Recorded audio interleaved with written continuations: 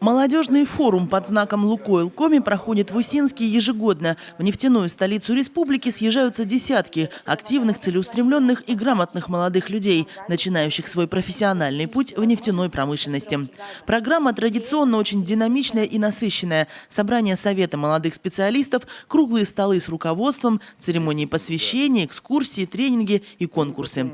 В этом году стартовал форум с обряда помазания нефтью. Почти 30 вчерашних студентов торжественно вступили в ряды молодых специалистов предприятия в подразделениях в Республике Коми и Ненецком автономном округе.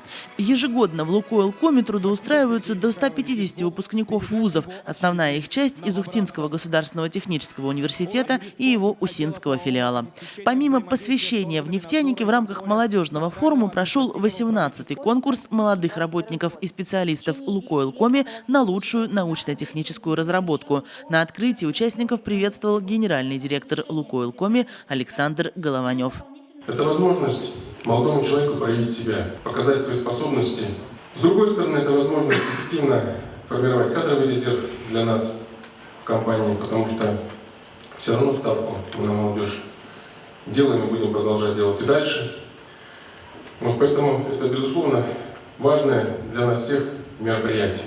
На рассмотрение жюри поступили 18 работ от молодых нефтяников из разных уголков Республики Коми и Ненецкого округа. Еще 4 проекта шли вне конкурса. Их авторами выступили представители филиала «Лукойл Инжиниринг» и Ухтинского государственного технического университета. К обсуждению докладов активно подключались не только члены конкурсной комиссии и участники, но и многочисленные зрители. Главной задачей докладчиков было доказать жюри преимущество своего решения, взвесив все его плюсы и минусы. Среди главных критериев – новизна, производственная и экономическая эффективность. Прозвучало много интересных идей, а жюри не просто было сделать выбор в определении лучших. И все же победителем признан оператор технологических установок ТПП «Лукойл Усинскнефтегаз» Вячеслав Порубочий. Молодой инноватор работает на предприятии чуть больше года.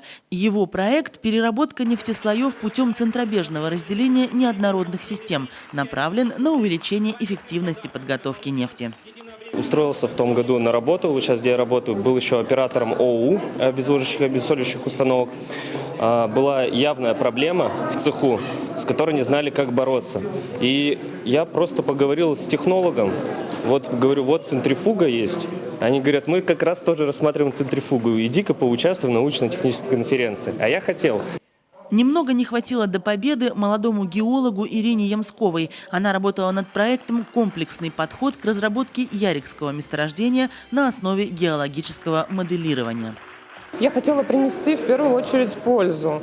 Действительно, хоть помочь своей работой изменить такую вещь, как конфигурацию сетки разбуривания, тем самым принести компании дополнительную прибыль и возможность. В качестве призов победители награждены сертификатами на обучение по программам MBA и повышение квалификации в ведущих российских нефтегазовых вузах. Кстати, идеи молодых новаторов не уходят в стол и активно используются в «Лукойл Коми». Так, за последние 3 года на производстве в широких масштабах внедрили 10 таких разработок.